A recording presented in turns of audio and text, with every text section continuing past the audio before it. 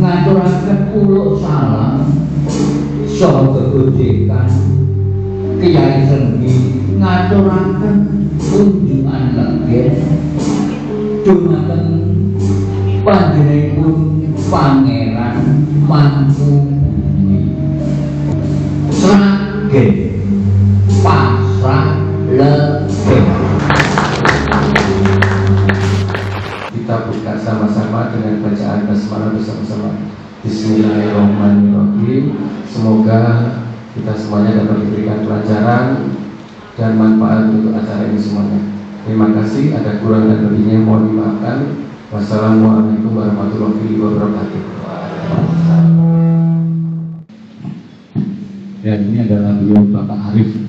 Bapak Arif lahir di Kota Pati. Ada yang dari Pati atau Bapak-bapak? Saya dulu dari dulu. Silakan, Pak Arifnya waktu sudah kembang disilakan. Bismillahirrahmanirrahim. Assalamualaikum warahmatullahi wabarakatuh. Salam karanya teman-teman kita sekalian. Alhamdulillahirabbil alamin wa bihi nasta'inu ala umuri dunya waddin. Assalatu wassalamu ala asrofil anbiya'i wal mursalin wa ala alihi washabihi amma ba'du. Tadi saya sudah diperkenalkan oleh Mas Mudi dan itu foto ganteng saya. Cuman yang di depan ini tak ingu brengose, jadi mungkin agak berbeda. Dan saya agak kurang pede nah kalau ini ya, langsung perutnya langsung gitu ya. Enggak apa, ini apa adanya, saya memang seperti ini. Alhamdulillah saya bisa hadir di sini karena seperti obrolan tadi saya dengan Pak Yusef, vibe-nya, atmosfernya tahun ini kayaknya memang mengarah saya untuk ke Sragen. Setelah beberapa kali saya menyinggung soal Sragen, tentang Kemupus, kemudian yang terakhir kemarin Sangiran. Alhamdulillah pada hari ini saya punya kesempatan untuk membahas yang makomnya tinggi, yaitu Pangeran Mangkubumi. Ngaten nggih. Jadi tidak banyak kata, saya nggak banyak perkenalan. Nanti kalau lihat profil saya, pemikiran-pemikiran saya bisa langsung dilihat di channel mawon. Di channel itu berbahasa Jawa yang menjadi keunikan saya. Sehingga kalau ada orang yang tanya channel dokumenter atau channel sejarah atau channel budaya yang berbahasa Jawa di Indonesia, cuman saya. Itu adalah salah satu diferensiasi. Tapi nggak apa-apa kalau nanti Bapak Ibu mau membuat, ya berarti yang kedua, yang ketiga. Nggak masalah, masih ada peluang ya. Sedangkan yang berbahasa Indonesia kan ada ribuan mungkin. Seperti itu. Saya harus kasih prolog sebelum menginjak ke Pangeran Mangkubumi, karena saya ingin membahas ini dari berbagai perspektif ya. Terutama nanti akan saya bahas dari 3 perspektif. Perspektif Pangeran Mangkubumi sendiri, kemudian yang kedua perspektif Mangkunegaran ya, supaya adil, dan yang ketiga adalah perspektif dari Kasunanan. Sehingga nanti kita bisa memahami ini secara kafah dan adil. Kalau mencapai kebenaran, saya rasa tidak akan mungkin sejarah yang benar itu Pak.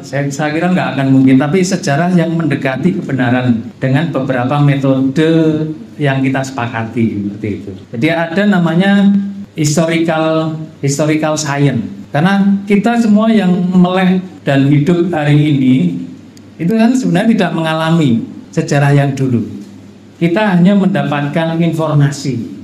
Nah, masalahnya adalah apakah informasi yang kita terima itu mendekati kebenaran atau tidak? Itu yang pertama. Maka diperlukan yang namanya kita harus mencari informasi, tidak hanya pasif tapi kita yang mencari. Kemudian yang kedua adalah mengkritik sumber tersebut dengan logika, akal sehat, dan metode yang sudah kita sepakati, metode sains ya. Ya, siap. Kita kritisi. Oh, ini ada namanya sumber primer, sekunder, tersier. Oh, sumbernya dari orang ke-7 ya, mungkin tidak akan kita pakai. Kita akan pakai dari sumber yang pertama. Seperti kalau kita bahas Pangeran Mangkubumi, kemudian dari Bapak itu masih dekat ya. Tapi agak susah kalau kita membahas ke Mataram Hindu atau Mataram kuno. Kita mau pakai kebabatan Jawi ya nggak cocok, nggak match. Tapi kalau Mataram Islam masih match. Itu, dan yang ketiga adalah historiografi. Ini yang kadang tidak banyak orang bisa melakukan, dan saya tangkap, saya potret itu di channel saya menjadi sebuah bentuk sejarah yang audiovisual. Jadi saya tidak akan bisa merasakan atau menerangkan secara lancar jika saya tidak melakukan ritual dalam tanda kutip datang ke lokasi, karena vibe-nya memang akan beda, Pak. Jadi seperti ada kemantapan bahwa saya sudah ke lokasinya, akan berbeda kalau saya membahas Pangeran Mangkubumi tapi saya tidak pernah ke Sragen, ke Sukowati, saya tidak pernah ke Jogja, ya akan mungkin apa ya, bagus, tapi kalau masakan itu mungkin hambar. Dan sebaliknya, ini yang dialami oleh banyak konten kreator. Mereka ngevlog di lokasi dan lain sebagainya, tapi lupa manuskripnya, tidak membaca bukunya, ya akhirnya hoax atau kata orang atau hanya untuk sensasional dengan judul yang bombastis. Ternyata astagfirullahaladzim, masya Allah, tibanya bla bla bla, tibanya ujung-ujung mak keduduk ini gitu. Ini yang juga repot, sehingga dua hal itu saya pikir harus imbang. Datang ke lokasi, baca, pakai metode yang kritis. Nah, karena ada juga yang dengan bantuan prewangan gitu. Ya, bantuan prewangan kalau dipakai sendiri tidak apa-apa, untuk verifikasi gitu nggak masalah. Tapi kalau untuk umum saya pikir ya harus pakai metode masyarakat umum. Seperti itu. Sehingga saya akan awali pembahasan Pangeran Mangkubumi ini supaya kita punya pemahaman yang kafah, yang lengkap, yaitu dari awal ya.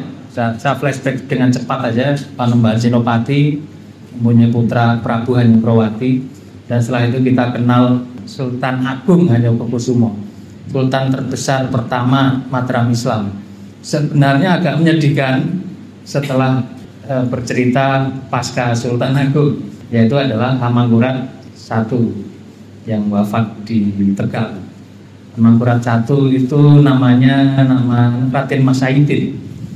Raden Mas Saidin mempunyai banyak putra, tapi ada dua yang menonjol yang saya ceritakan. Yang pertama Raden Mas Rahmat sama Pangeran Puger. Raden Mas Rahmat inilah yang kemudian sebenarnya pada awalnya dia berkoalisi dengan Trunojoyo karena beliau khawatir tidak mendapatkan tahta dari ayahnya, tapi kemudian mulai berbalik arah karena Trunojoyo seakan-akan agak membahayakan. Jadi dia tego larane tapi gak tego patine karo bapaknya. Nah, keratonnya ini yang perlu saya ceritakan juga. Mataram Islam ini hampir sama dengan kerajaan-kerajaan pendahulunya, baik Mataram kuno atau Medang ya. Mataram kuno, Medang, era Jawa Tengah, Jawa Timur, Singosari, Majapahit. Ciri-cirinya adalah berpindah, Bapak. Jadi setiap ada satu hal yang namanya praloyo itu harus pindah, karena wis gak elok maneh ketika keraton ini wis kambon praloyo, wibawane wis hilang. Sehingga Panembahan Senopati pertama kali itu di Kota Gede di Jogja ya sekarang, kemudian Prabu Hanyaprawati masih di sana. Nah, Sultan Agung ini mulai memindahkan keratonnya ke Kerto di Jogja juga.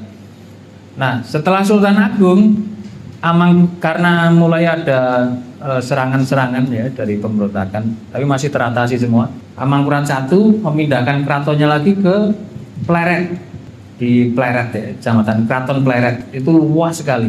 Jadi jarak antara masjid, kemudian dari benteng dan lain sebagainya, yang tinggal reruntuhan yang sudah saya datangi itu memang sangat luas.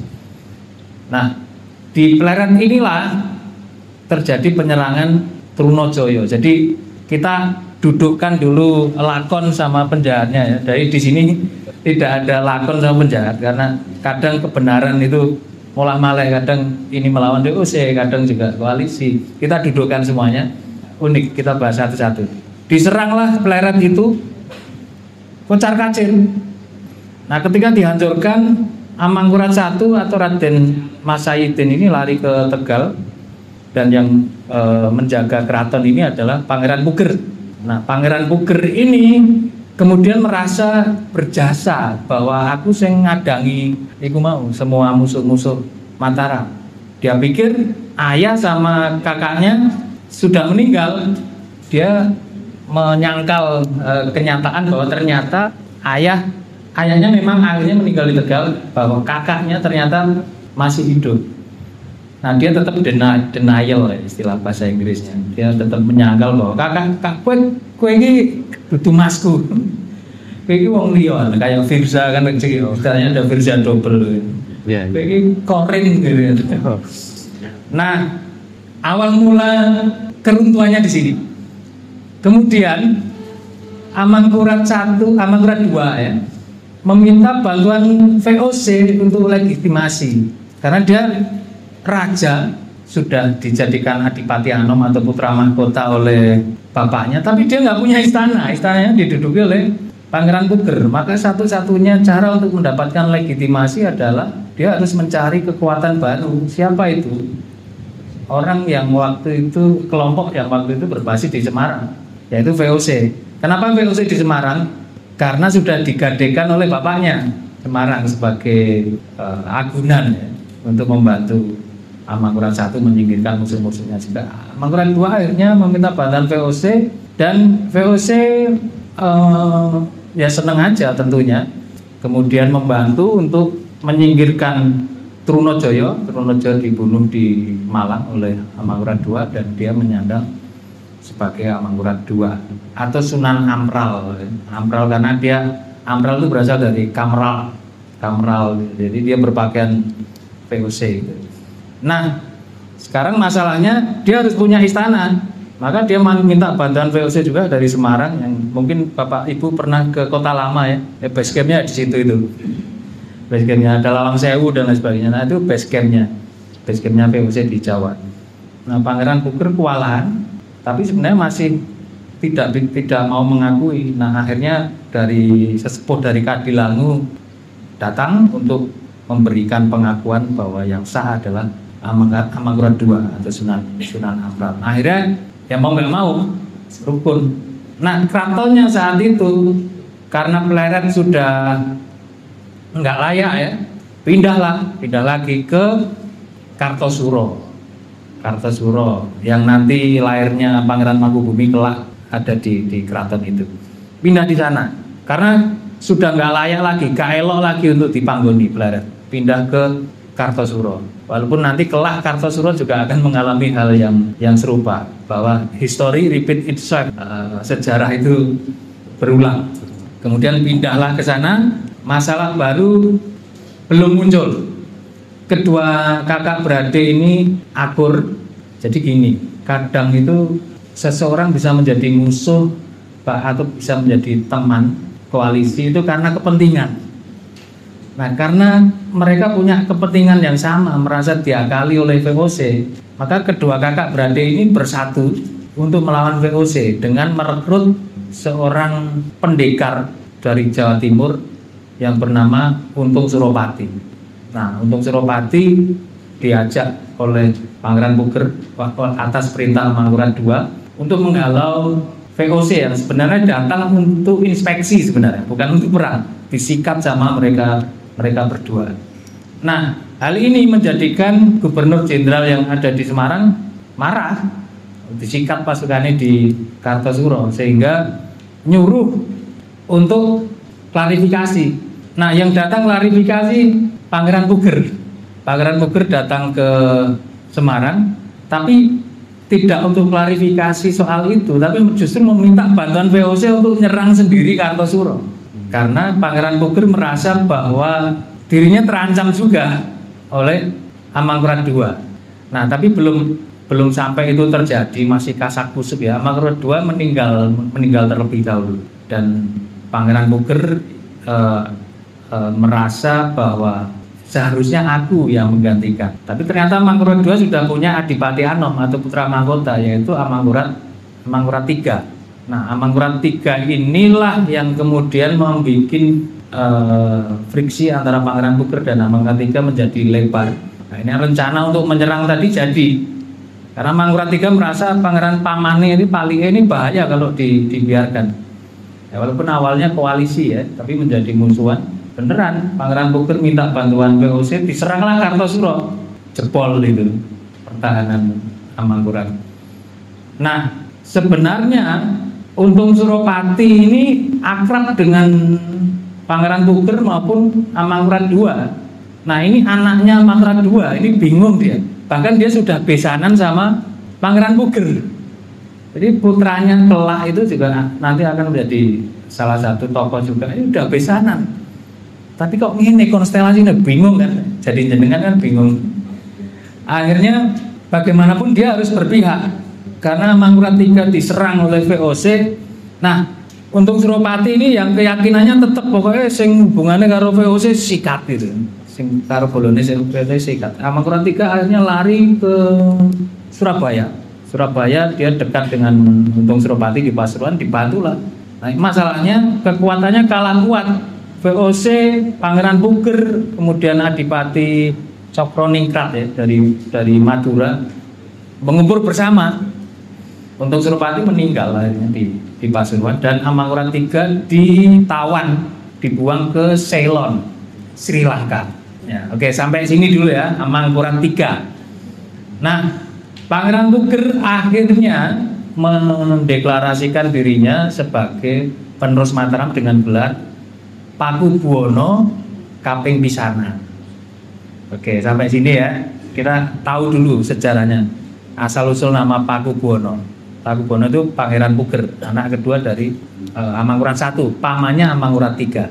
Nah, setelah itu Pakubuwono I kembali ke Kartosuro. Keratonnya kan di situ ya. Kembali ke Kartosuro. Nah, setelah di Kartosuro dia mempunyai putra, tapi putranya ini tidak bergelar Pakubuwono II, putranya bergelar Amangkurat IV. Jadi agak wolak-walik memang memahami Mataram ini agak susah. Jadi nggak urut Pakubuwono I punya anak Pakubuwono enggak. Anaknya Pakubuwono I adalah Amangkurat IV. Kenapa dia memakai nama Amangkurat IV? Supaya tidak ada klaim lagi dari keturunan Amangkurat III yang masih banyak hidup. Salah satunya nanti adalah Raden Mas Garendi. Coba nggak dipakai dulu Amangkurat IV. Nah, siapakah Amangkurat IV itu? Amangkurat IV adalah romonya Pangeran Mangkubumi. Jadi seperti raja-raja terdahulu, biasanya memang permaisurinya cuma 1 atau 2, tapi selirnya bisa 20, 30. Ada yang pengen nggak, Pak?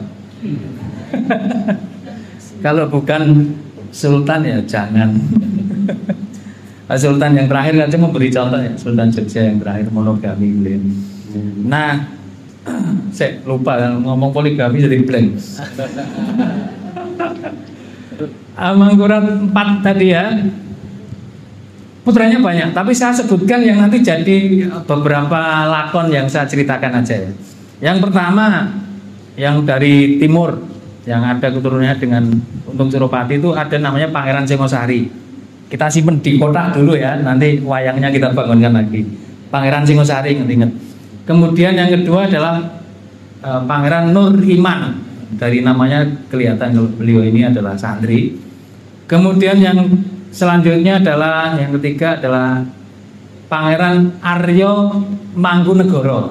Familiar ya? Familiar. Pangeran Mangkubumi itu sendiri sangat familiar. Dan yang ketiga adalah Pangeran sorry kepeanku di situ. Tapi nanti yang beliau yang ketiga namanya Pakubuwono II. Nah, pada akhirnya singkat cerita saja, yang menjadi Adipati Anom. Adipati Anom itu putra mahkota ya. Itu harus ditetapkan dulu kalau zaman dulu. Jadi nggak meninggal kemudian siapa sih ganti royokan enggak. Semasa hidupnya Sunan. Jadi semua Pakubuwono waktu itu sebutannya adalah Sunan, kepanjangan dari Susuhunan yang dipertuankan itu adalah penerusnya nanti adalah Raden Mas Suryati yang akan menjabat sebagai Pakubono II. Nah, yang menjadi masalah beliau ini tidak bareng pol. Ada yang tadi Raden Mas Singosari, kemudian ada Nuriman Pelangi, dan masih ada yang melangkai lagi kakaknya Raden Mas Aryo Mangkunegoro. Kalau Pangeran Mangkubumi ini adiknya ya. Ini kualon semua ya, beda ibu semua. Nah, ini menjadi masalah sehingga saya memutuskan untuk tidak poligami itu. Gak kuat deh. Kita maksudnya belajar sejarah kan gitu ya. Kira-kira kuat orang kuat ora usah. Bahaya. Bahkan sekelas Mangkurat 4 aja nanti menjadi masalah. Nah, dia punya 3 kakaknya yang karakternya juga kuat. Nah, beruntungnya Raden Mas Nuriman Pelangi ini mandito orangnya. Dia seraurusan, aku tak ngajar agama Islam ya, aku tak jadi guru ya. Dan beliau ngajar di Pelangi Sleman, mendirikan pondok pesantren di sana, sehingga disebut juga Kiai Nuriman Pelangi. Masjidnya masih di sana, ada torekotnya juga di sana. Satu kompetitor hilang. Yang kedua, ada yang kuat juga karakternya yaitu dan cerdas, yaitu Raden Aryo Mangkunegoro. Ini sebelum penetapan Putra Mahkota, sebelum penetapan Adipati Ano. Raden Aryo Mangkunegoro ini sangat dekat dengan Mangkurat 4. Bahkan ketika Mangkurat 4 gerah, itu yang ngedepi, yang mijeti macam-macam itu ini Aryo Mangkunegoro. Nah, pas ngedepi bapaknya hampir sedo itu putranya lahir, putra pertamanya Raden Aryo Mangkunegoro. Nah, sing jenake mbae, dijenake mbae. Putuku jenake Raden Mas Said. Familiar namanya? Raden Mas Said itu kalau kita ke Pantura kan ada namanya Raden Said, tahu siapa? Sunan Kalijogo. Sunan Kalijogo Raden Said. Mirip-mirip. Kalau putranya Sunan Muria itu kan Umar Said, Raden Umar Said. Nah, ini Raden Mas Said yang kelak dia mempunyai nama Pangeran Sambernyawa, jenenge nguri tenan. Jadi dulu memang namanya itu ngeri-ngeri ya, ono Pangeran Alap-alap, Pangeran Sambernyawa, Bau Rekso yang di Kendal itu yang babat alas roban. Nah, Raden Mas Said ini lahir ketika Mangkurat 4 mbahnya sudah hampir sedo. Nah, VOC mulai membaca karakter Aryo Mangkunegaran ini yang kelihatannya punya bibit-bibit tidak patuh nanti Mataram kalau jatuh ke dia. Nah, dibuatlah skenario drama melalui patihnya Pringgoloyo namanya, panggil Patih Pringgoloyo ini yang nanti juga akan menjadi iparnya Pangeran Mangkubumi. Ini untuk membuat sebuah skenario, dan pokoknya ada cerita berdasarkan bapak dan juga ditulis di buku ini seperti itu. Kemudian diasingkanlah Raden Pangeran Aryo Mangkunegaran ini ke Ceylon. Ceylon itu mana sekarang? Sri Lanka yang kalau cover lagu abate yang pakai bahasa logat India itu, orang-orang diasingkan di sana dan meninggal di sana, walaupun nanti jasadnya kelak akan dipulangkan juga dimakamkan di Mogiri. Nah, setelah itu putranya dan keluarganya menjadi disio-sio Pak, keluar dari istana Kartosuro. Nah, larinya kemana kira-kira? Manggone ke Sukowati. Sukowati itu mana? Sragen. Ya.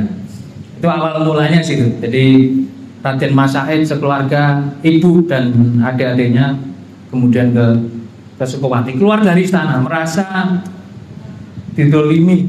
Bapakku kok sia-sia, padahal dia punya terah raja harusnya, walaupun dari permaisuri.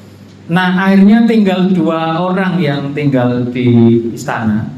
Cuman 2 orang yang punya karakter kuat di istana, yaitu Raden Mas Suryati sama Pangeran Mangkubumi, atau namanya waktu itu adalah Raden Mas Sujono. Jadi Raden Mas Sujono ini adiknya Pakubuwono kedua. Beliau lahirnya di Kraton Kartosuro, ya 1717, lahirnya di sana.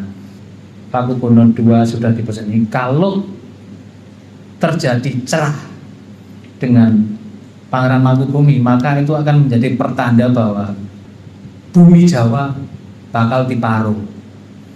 Wis diwanti-wanti gitu, sehingga Pakubuwono II akrab dengan adiknya.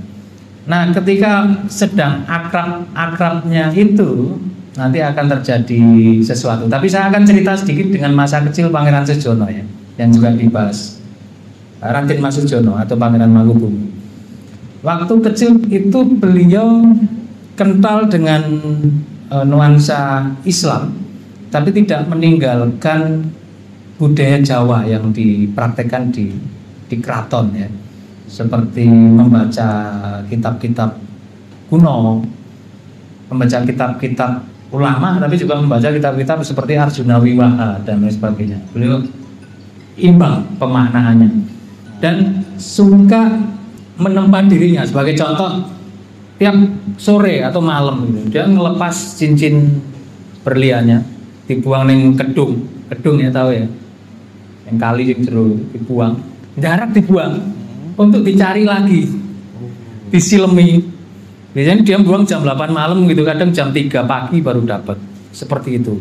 Dan beliau juga melakukan laku tirakat yang saya pelajari dari hampir semua pemimpin hebat itu puasa. Ternyata mereka melakukan laku tirakat puasa dan menempa dirinya. Seperti tadi, golek masalah dewe. Jadi kalau masalah dia buang. Dan beliau waktu kecil pernah keluar dari istana yang membuat ayahnya sedih untuk mengetahui bagaimana rasanya menjadi orang kecil. Jadi dia ikut berdagang orang di pasar. Dan yang terakhir dia ikut jadi tukang ngurusi jaran. Nah, waktu dicari oleh penggawa istana, kemana-mana nggak ketemu. Nah, yang diikuti oleh dia, bendorone dia ini nggak tahu kalau dia pangeran. Nah, ketika di pasar, tiba-tiba penggawa istana pada bersimpuh gitu, si pemilik kudanya, bakul kudanya, bakul jarannya kaget. Apa ini? Ternyata adalah Raden Mas Sujono. Nah, akhirnya karena udah ketahuan oleh orang awam, sak pasar ngerti kabeh kalau dia adalah putra dari kerajaan, akhirnya bersedia diajak ikut ke istana dan membantu kakaknya. Nah, saat kembali ke istana, Kartosuro itu berada pada kondisi yang tidak stabil, walaupun keraton sana itu, Kartosuro berada di sana atau sini? Sana ya. Kartosuro sana dari Jogja, Rono. Ya. Kartosuro itu 60 tahun dia berdiri, cukup lama ya untuk sebuah pusat pemerintahan, cukup lama. Tapi itu adalah era-era yang tidak enak bagi Mataram. Pokoknya Barkerto, kemudian pelayaran Kartosuro itu rawenan. Padha karo wis ontran-ontrannya sudah banyak dari internal maupun dari eksternal. VOC juga sudah cawe-cawe. Bahkan semenjak Pakubuwono, semenjak Amangkurat I sudah mulai cawe-cawe. Nah, ini Amangkurat IV itu putrane Pakubuwono I. Nah, ini Pakubuwono II ini wis padha karo isah-isah dia. Sudah agak repot. Waktu itu terjadilah yang namanya geger Pacinan. Geger Pacinan itu apa? Geger Pacinan itu adalah pemberontakan yang dilakukan oleh orang-orang Cina di Batavia, di Jakarta. Karena orang-orang Cina waktu itu agak memberontak, kemudian Batavia keras, dibunuhlah semua orang Cina di Batavia. Mereka lari ke Semarang. Nah, mereka mencari sosok figur yang bisa untuk sendenan. Siapa itu?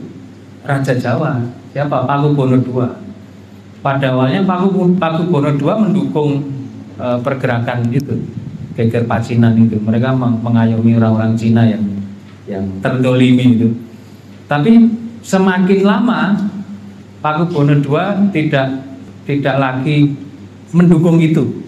Maka orang-orang Cina mencari figur baru yang masih punya trah keraton kan banyak tadi. Siapakah dia? Dia adalah putra dari Pangeran Teposono. Pangeran Teposono itu adalah putra dari Amangkurat III yang tadi dibuang ke Sri Lanka. Amangkurat III itu adalah ponakan dari Pangeran Puger atau Pakubono I, Pakubono I. Berarti Amangkurat III ini sejajar dengan Amangkurat IV sebenarnya secara trah ya, secara trah. Jadi dia kayak Pakubono II. Nah ini berarti ponakane, namanya Raden Mas Garendi, putranya dari Pangeran Teposono. Dia ini memang anaknya orangnya ganteng dan nek saiki ngarani putih ya. Tapi nek wong Jawa dhisik kalau ngarani awake putih kuning. Ini kulitnya kuning gitu. Dan dia dekat dengan orang-orang Cina karena diadopsi oleh Tan Etik di Grobogan, maka dia dipanggil dengan nama Sunan Kuning.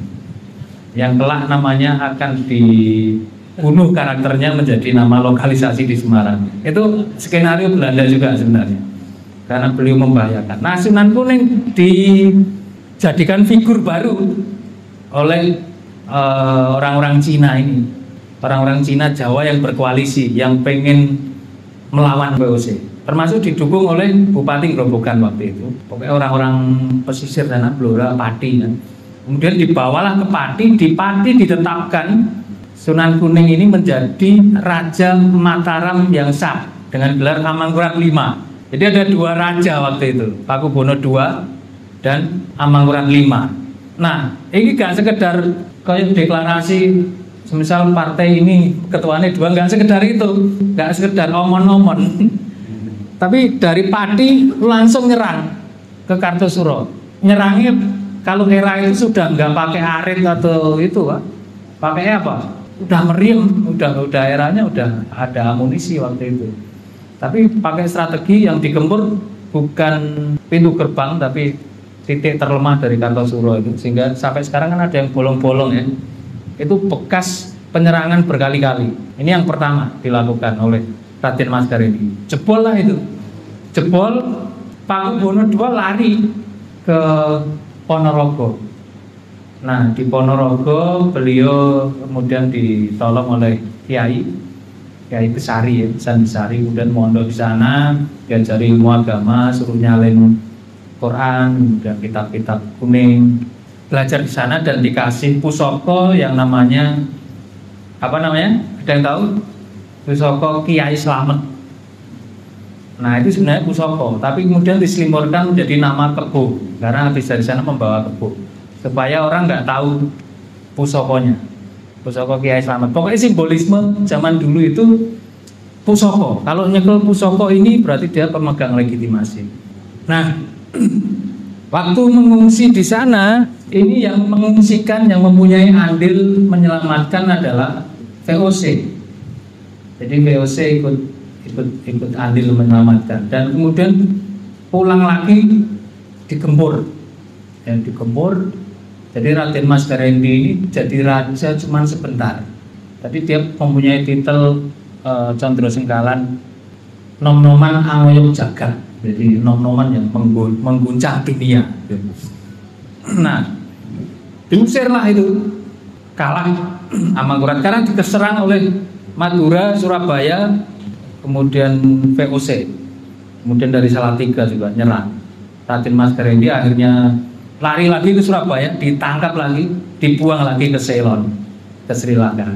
Melon mbahmu gitu, ikut ke Ceylon. Tapi jangan salah, nanti ada satu lagi saudara ponakane Raden Mas Garendi ini namanya Pangeran Guntur, yang nanti di buku ini dijelaskan dia juga akan melakukan pemberontakan lagi.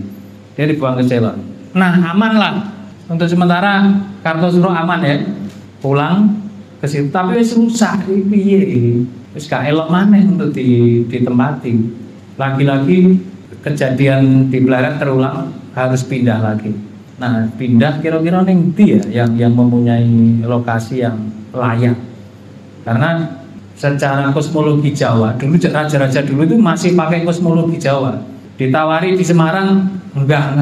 Secara Jawa orang masuk, dan ditawari di tempat lain waktu itu saya lupa, tapi enggak masuk juga, ditolak. Dan ada satu lokasi yang masuk itu tapi masih desa, sudah ada pemukiman, yang kepala desanya namanya Ki Ageng Solo. Nah, desa itulah yang kemudian ditembung untuk dicubleki keraton di situ. Nah, karena keraton baru, maka ora elok juga kalau memakai nama Kartosuro. Golek jenengnya apa kira-kira sing apik ya? Kartosuro diwali ae. Kartosuro diwali dadi Surakarta. Jadi Suro itu wani, Karto itu makmur. Jadi wani makmur, Surakarta artinya. Nah, karena bekas lokasi keraton ini dulu namanya adalah Desa Solo, yang punya adalah Bapak Solo, maka orang dulu juga menyebut Surakarta itu adalah Solo ya. Nah, karena Belanda VOC angel ngomong Solo, maka dia nulisnya pakai O, Solo kotok kan jadinya. Itu asal usulnya dari wong Belanda. Kalau Hono Coroko itu kan nulisnya Hana Caraka gitu kan, tapi mocone kan Hono Coroko. Nah, wong VOC bingung kalau nulisnya ini mocone ya bukan Solo, ini salah gitu. Nanti malah keliru, salah pondok. Akhirnya pakai O aja, Solo. Nah, akhirnya jadi salah kaprah sampai sekarang kita menyebutnya Lumang Solo gitu. Padahal Solo ya sebenarnya. Nah, salah kaprahnya lagi, Surakarta itu sebenarnya tidak hanya kota Madya, tapi hampir menguasai seluruh Jawa waktu itu. Nah, itu mulai berangsur-angsur susuk itu, pokoknya cilik gitu. Nah, disitulah Pangeran Mangkubumi juga ikut bantu kakaknya membangun keraton. Jadi Pangeran Mangkubumi ini selain suka tirakat, kemudian suka membaca literasi ya, sangat berliterasi sekali. Dia juga karena mungkin gemar membaca itulah, saya pikir ya, beliau juga bisa ilmu arsitektur.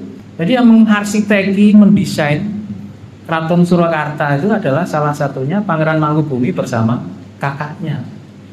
Nah, akhirnya Keraton Surakarta dibangun. Raden Mas Said yang tadi keluar dari istana ini sudah tumbuh menjadi dewasa, masih loro ati. Karena waktu Pakubuwono diserang ya oleh Raden Mas Garendi, dia sebenarnya juga ikut menyelamatkan ibunya. Jadi keluarga Pakubuwono II itu ikut dikawal oleh Raden Mas Said waktu di Ponorogo. Tapi habis itu tinjarke lagi. Ceritanya gitu ya. Jadi saya objektif, bukan kata saya tapi ceritanya Babat dan beberapa literatur seperti itu. Raden Mas Said tinjarke lagi, wis ora direken lagi. Ya namanya manusia, kalau kan butuh paling enggak ucapan matur nuwun atau apa gitu ya. Manusiawi ya. Raden Mas Said agak jengkel. Loh, aku iki ra njaluk apa-apa. Bahkan sebenarnya aku njaluk raja pun iso, tapi kok dibeginikan ya gitu. Aku ndak bisa deh dibeginikan gitu. Tapi nggak pakai gini ya. Jadi Raden Mas Said ini menurut Thomas Harting, orangnya itu tidak tinggi besar sebenarnya. Dia sepinggangnya tuh Mas Harting, tapi sangat ulet dan cepat gerakannya. Makanya nanti beliau punya julukan namanya Pangeran Sambernyawa. Pangeran Sambernyawa. Sangat cepat. Jadi kalau udah marah itu gelap semua habis.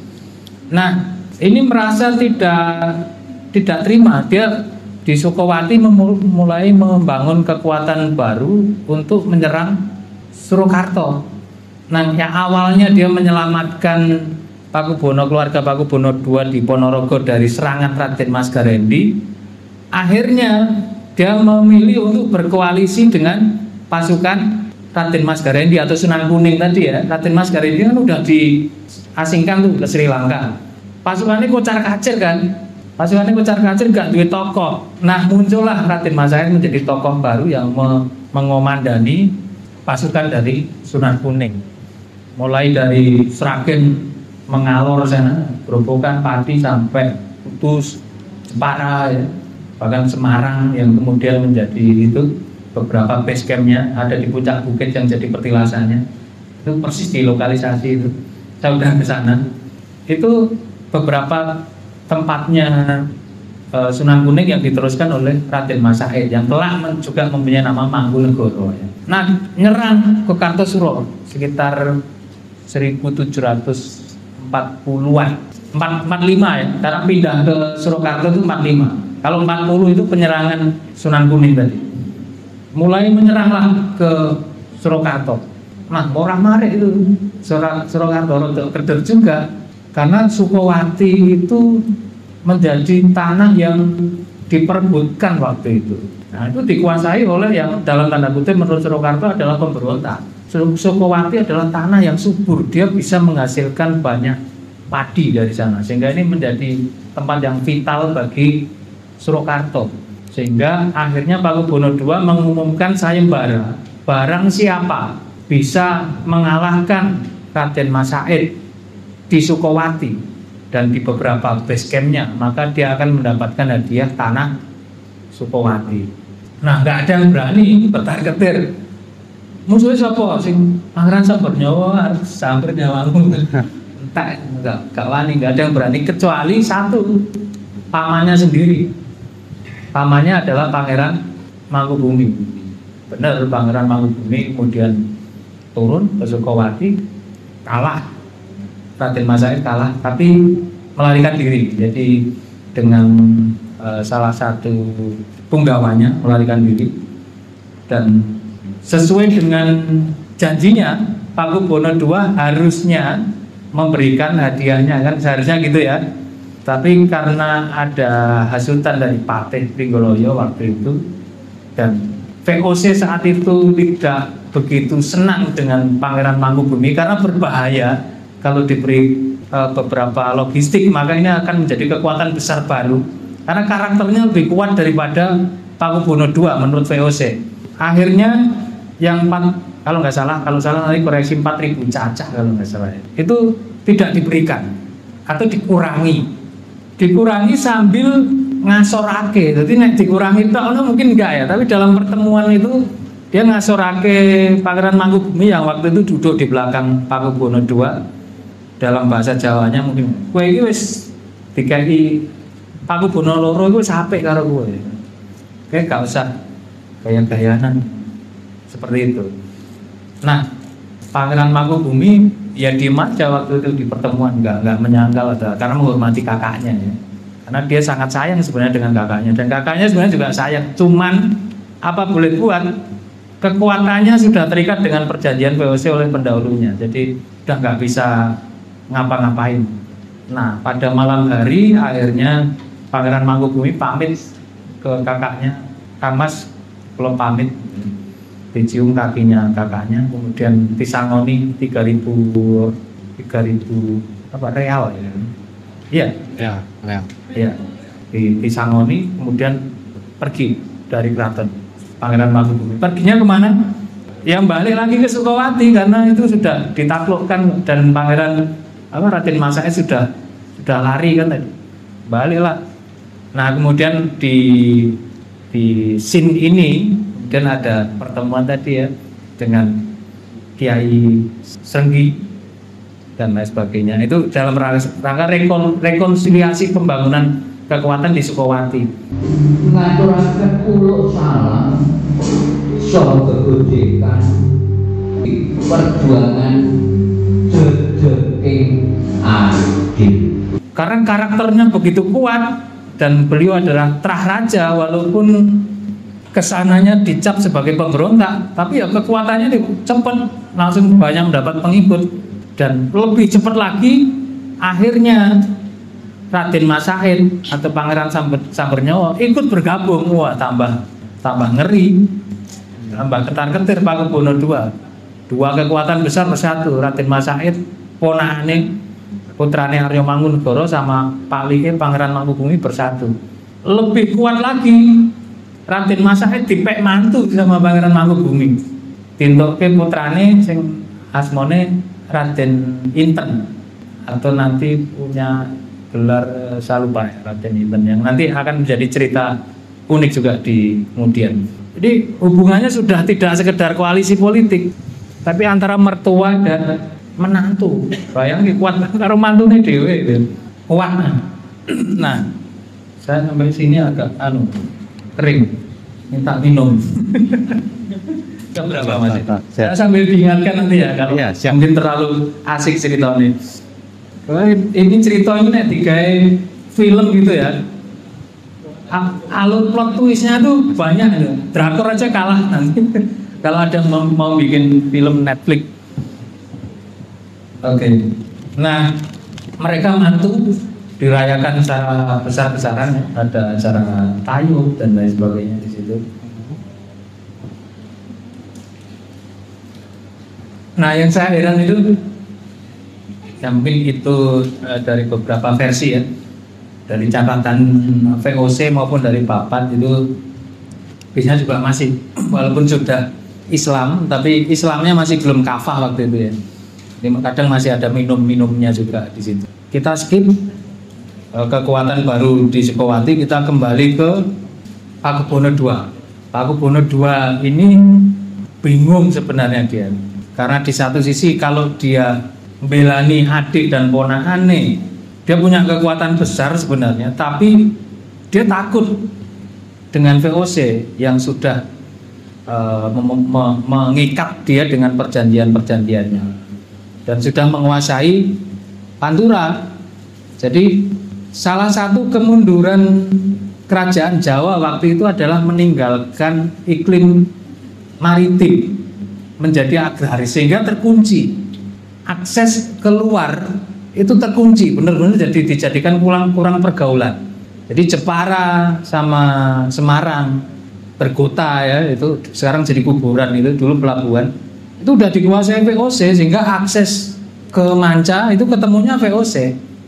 Perlu kita ingat bahwa kejayaan Demak waktu itu, bahkan Ratu Kalinyamat bisa mengalahkan Portugis dengan armada kapalnya yang besar itu karena maritim.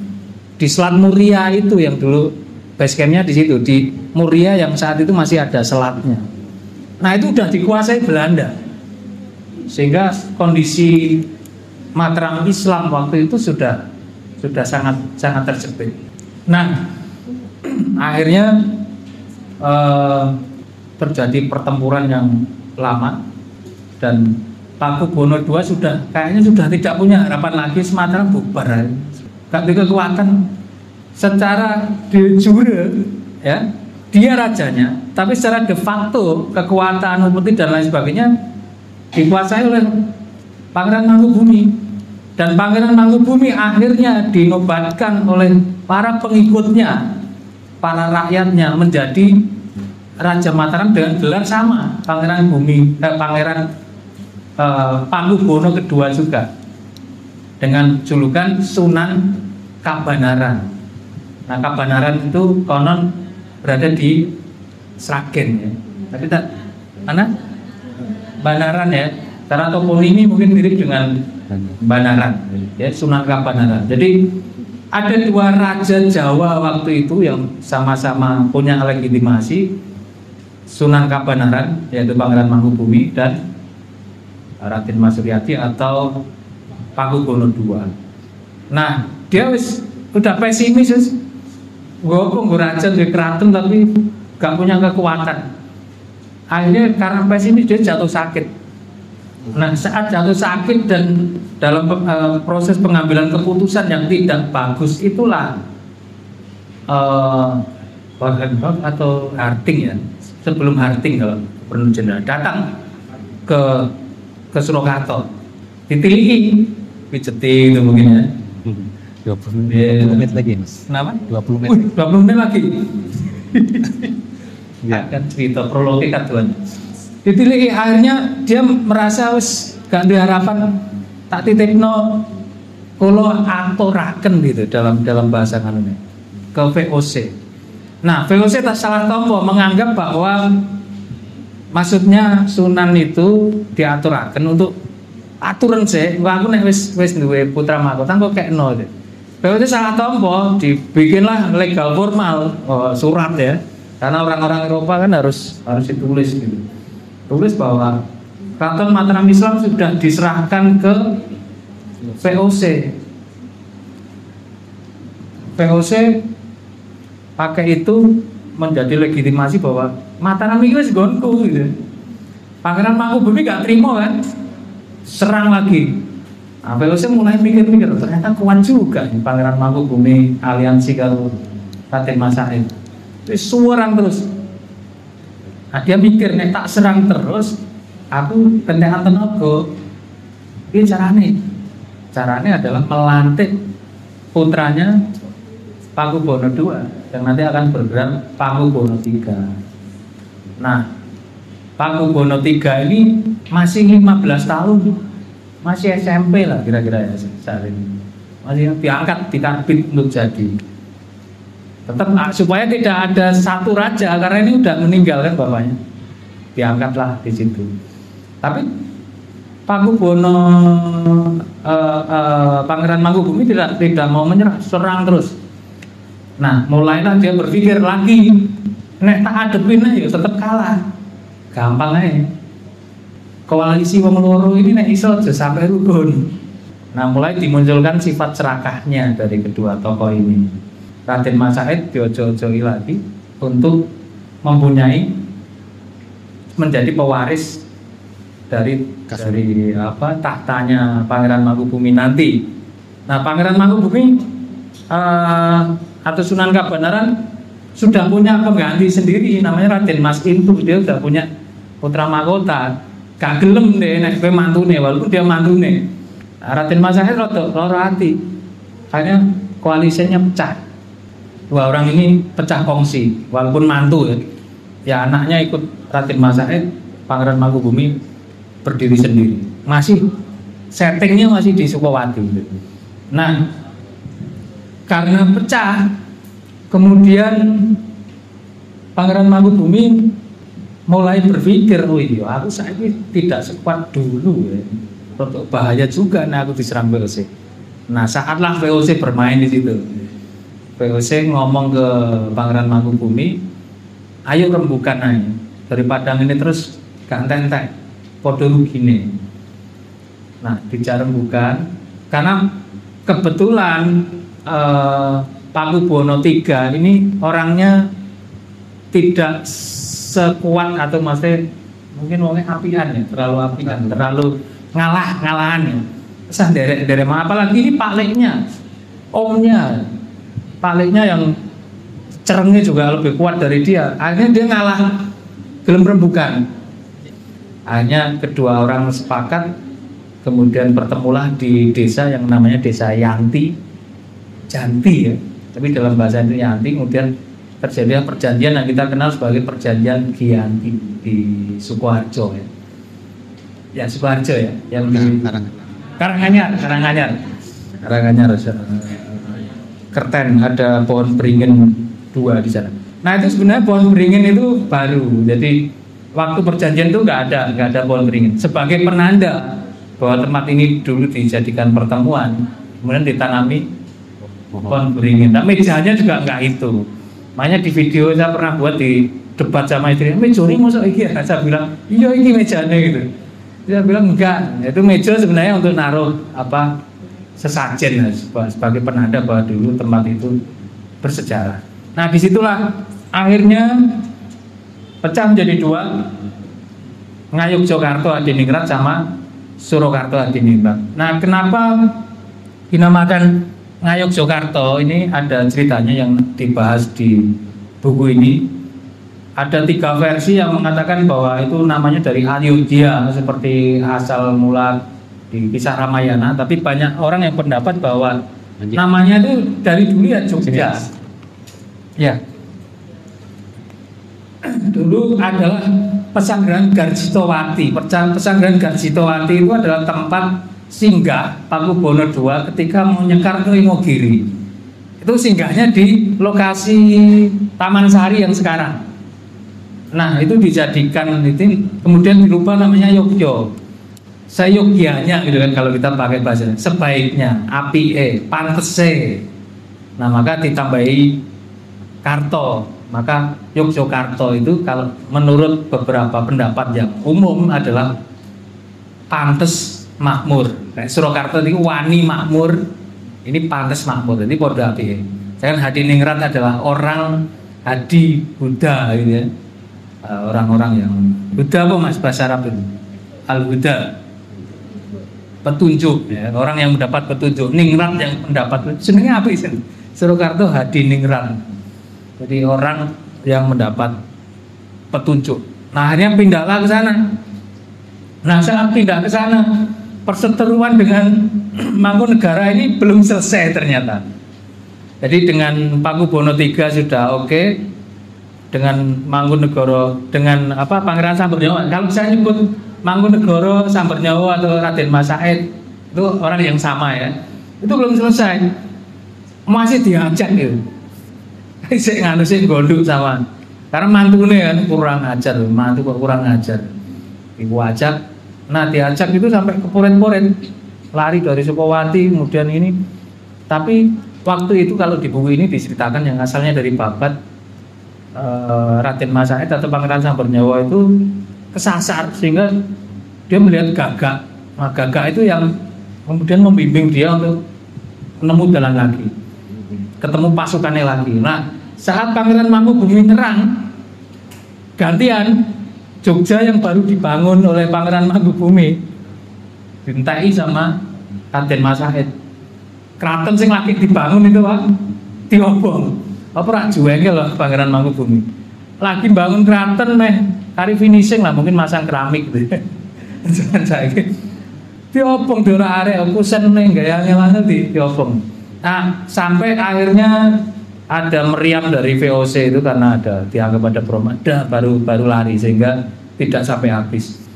Nah, semakin gondok lah itu Pangeran Mangkubumi dengan Mangkunegara. Tapi sebelum keraton tadi dibangun, ada perjanjian juga dengan Pakubono III, namanya Perjanjian Jatisari ya.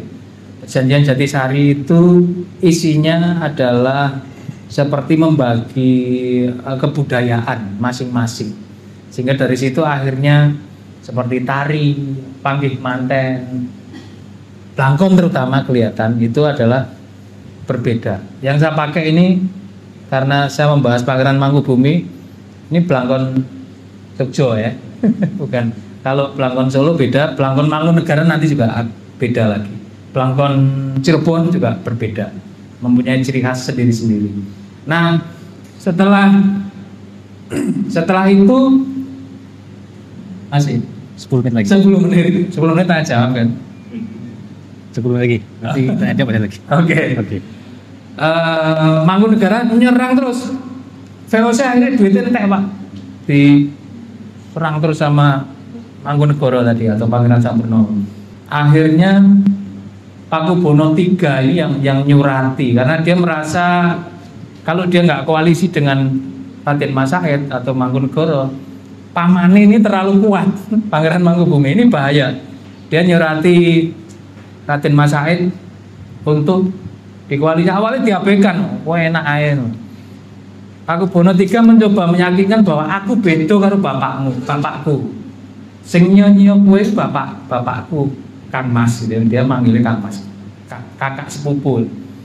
Nah, akhirnya surat itu nggak ditanggapi. Nah, ketika Raden Mas Said mulai terdesak tadi, kekuatannya habis, dia mulailah datang ke Surakarta. Nah, itu pertemuan pertama dua sepupu setelah sekian lama bermusuhan, ditandai dengan gamelan sama meriam.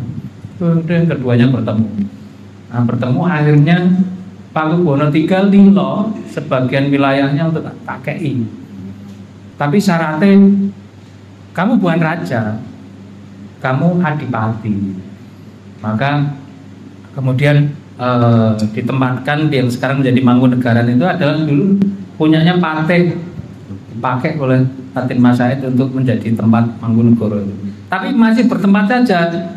Saya bingung lah, terus kewenangan itu apa?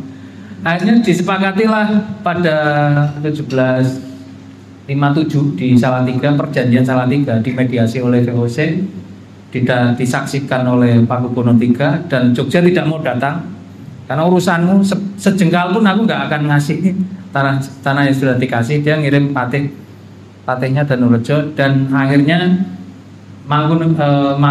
Raden Mas Sahid berhak menyandang gelar ayahnya bernama Pangeran Gusti Adipati Aryo Mangkunegoro. Makanya titelnya sampai sekarang PGAA gitu ya. Itu Pangeran Gusti Adipati Aryo Mangkunegoro. Dan dia tidak boleh memakai gelar Sunan maupun Sultan. Dia juga tidak boleh memakai fasilitas catur gotro tunggal. Catur gotro tunggal itu biasanya kan kalau istana sampai sekarang ini ditiru oleh semua kabupaten di Jawa, kabupaten maupun kota madya. Alun-alun mesti dekatnya ada kantor bupati. Sebelah kantor bupati mesti ada masjid. Sebelah masjid mesti ada pasar, agak jauh dari pasar. Catur gotro tunggal, jadi 4 itu. Dia tidak boleh punya itu. Jadi dia tidak boleh punya keraton. Maka istilahnya adalah puro. Sampai sekarang namanya istilah puro atau praja Mangkunegaran. Dan dia berwajib untuk sowan seminggu 3 kali, hari Senin, Kamis, sama Sabtu ke Surakarta. Dan tanah itu namanya tanah lungguh apanaje bacanya itu tidak boleh diwariskan, hanya dia. Tapi kelak itu akan berubah ketika kekuatan Mangkunegaran semakin kuat. Nah, akhirnya 3 ini berdiri sendiri-sendiri. Nah, Pangeran Mangkubumi ini masih pengen punya angen-angen Mataram jadi siji lagi. Tapi dengan cara halus, tidak dengan cara perang. Cara halus apa? Paling enak tuh. Sampai harus nikah belum? Sampun. Bagi teman-teman yang belum nikah, kalau pengen sugih cepet ya, nikah karo anak wong sugih. Nah, cara menyatukan 2 kerajaan dia caranya, ya nikahkan mantu. Makanya dia punya anak yang lahir sebelum perjanjian Kianti, lahirnya 1750. Perjanjian 1755 dari Gusti Kanjeng Ratu Kadipaten. Dia lahir di lereng Sindoro karena diselamatkan. Dia bernama Raden Mas Sundoro. Itu nanti jadi Hamengkubuwono II. Itu disuruh golek nembung ke Surakarta, pemilihan putri. Tapi di situ dinyehi sama Mangkunegoro karena dulu untuk keluasan seseorang terang bangsawan itu harus bisa nari, Pak. Jadi harus baca buku, harus bisa nembang, harus bisa nari. Nah itu nari ini jadinya si Eli. Nari ini aku gak bisa. Itu dinyek sama Mangkunegoro. Akhirnya pulang. Mangkunegoro kenapa ngenyek?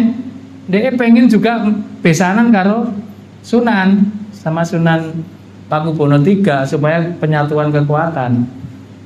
Nah, istrinya ini tadi kan ceritanya dia juga mantunya Pangeran Mangkubumi. Istrinya ini diceritanya disio-sio sama Mangkunegoro. Tapi Mangkunegoro sebenarnya cinta juga sama dia. Cuman dia merasa bahwa secara politik udah beda, dia disio-sio. Waktu Raden Mas Sundoro pulang ke Jogja, Gusti Ratu Inten ini ikut pulang ke Jogja, ngeter adiknya kan, itu kan adiknya sendiri kan. Pinter.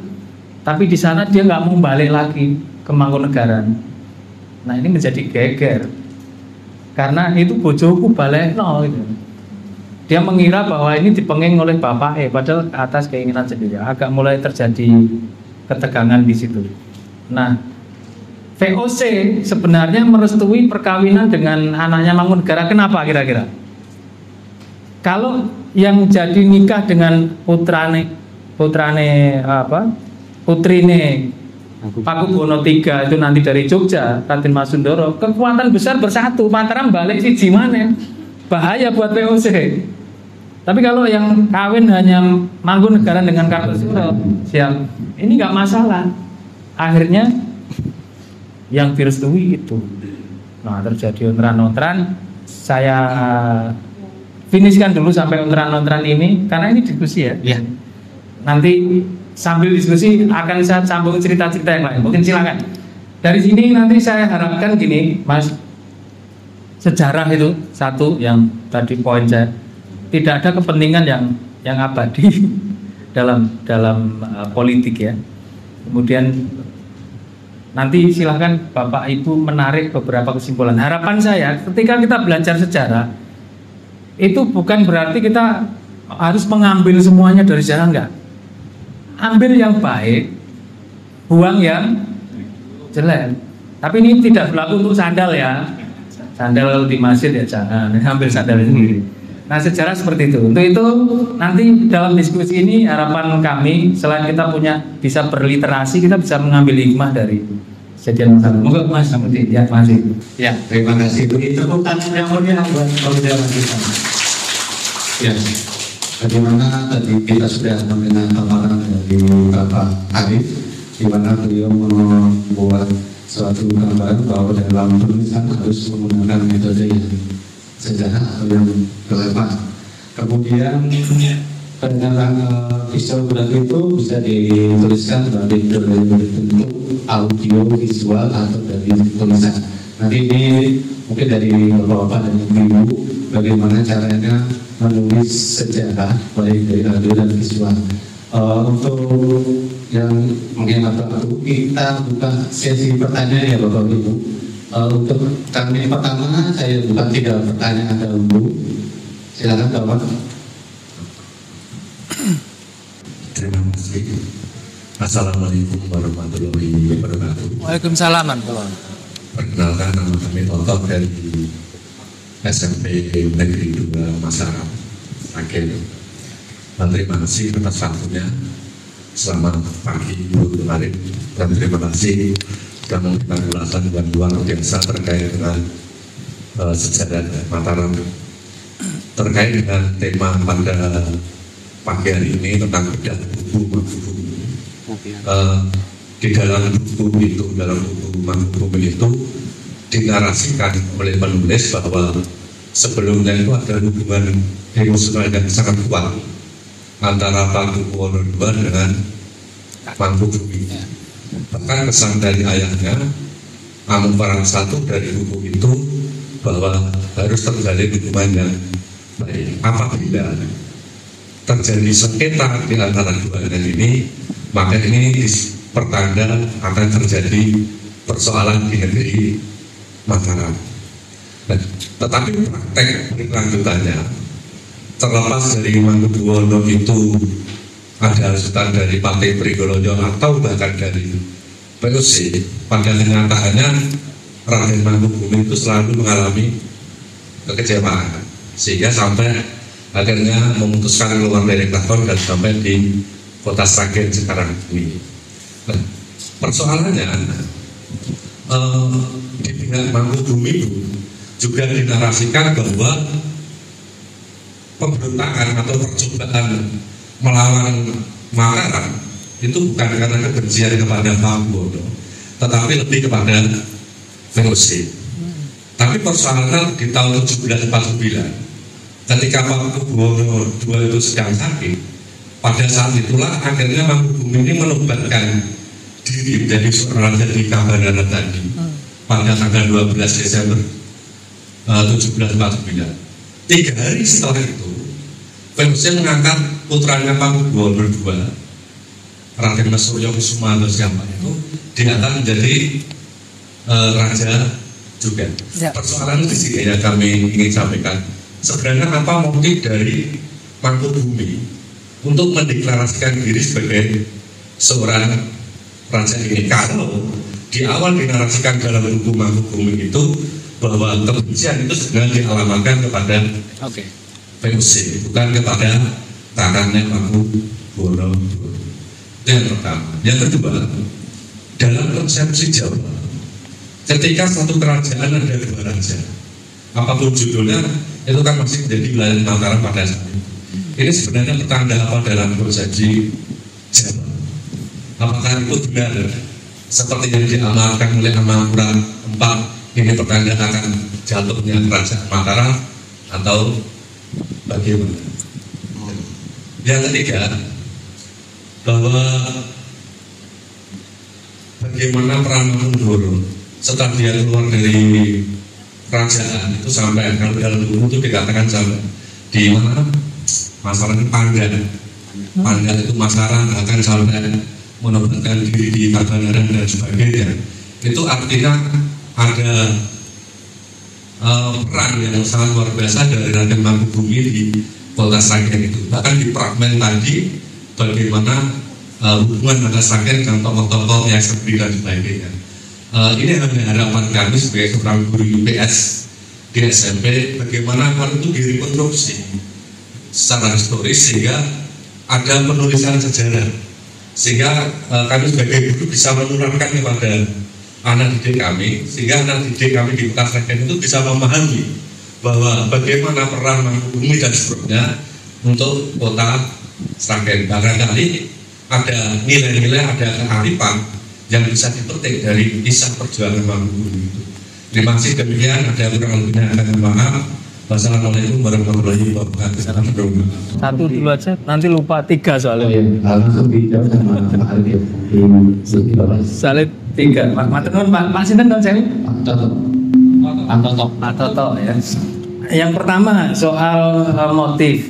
Nah, di dalam metodologi sejarah itu ada namanya interpretasi. Maka jawaban saya ini adalah wilayah interpretasi. Karena sumber-sumber yang menyebutkan bahwa hubungannya sangat dekat, kemudian ada yang pihak yang menzalimi dan lain sebagainya, itu adalah sumber yang mengatakan seperti itu. Nah, sumber ini pun juga tidak lepas dari motif. Contoh, bicara sejarah Majapahit itu ada para raton sama negara Kertagama. Itu juga versinya akan sedikit berbeda karena yang nulis adalah Punggawa. Seperti tulisan kalau Mataram Ronggowarsito ya, otomatis dia akan bicara baik soal Pakubono VII karena eranya Pakubono VII. Maka kita akan campurkan beberapa sumber itu supaya objektif. Jadi ada Babat Kianti, tapi juga baca Babat Mangunagaran. Maka kita akan mendapatkan versi yang berbeda dari perspektif Mangunegoro terhadap Mangkubumi. Karena selama ini mungkin yang populer adalah dari perspektif Mangkubumi. Nah, ini interpretasi saya Pak ya, karena pertanyaan jenengan kira-kira motif apa, maka saya harus pakai interpretasi. Saya tidak pakai ini. Kalau interpretasi saya ini ada unsur psikologis bahwa seorang pemimpin yang kuat itu memang harus punya sedikit rasa ambisius Pak.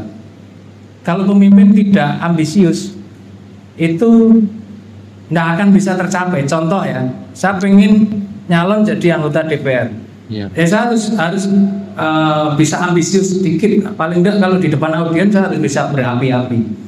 Salah satu cerita, cuman kalau ambisiusnya ini kebablasan dan tidak diimbangi dengan rasa keadilan, menjadi arogan. Sebagai contoh adalah Amangkurat I. Dia memakai legitimasinya untuk saenai dewe. Nah, saya pikir Pangeran Mangkubumi punya rasa ambisius itu tapi masih terkontrol. Dan itu bagi saya wajar, karena kalau jenengan tes psikologi, ada Edward psikologi tes itu ada 125 pertanyaan, itu ada satu kolom yang namanya achievement yang juga harus tinggi. Seorang mau kerja di perbankan atau di BUMN itu kalau nggak tinggi nggak keterima.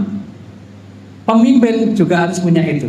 Jadi dia kenapa dia masih menobatkan dirinya ya, selain tadi rasa bahwa Mataram tetap harus ada yang mimpin, dan dia merasa bahwa secara kepemimpinan aku lebih mampu, ya kenapa enggak seperti kalau Gus Bahak bilang gitu ya, ada orang imam gitu ya. Nah, ini sebenarnya santri-santri bagus, tapi bukan sini, hanya ada orang dari luar sih sebenarnya gak anu langsung Allah imam. Nah, saya pikir motif Pangeran Mangkubumi adalah seperti itu. Daripada orang lain yang kemudian langsung jadi imam, aku mendeklarasikan diri. Saya pikir kalau itu perspektif saya seperti itu. Dan itu subjektif ya.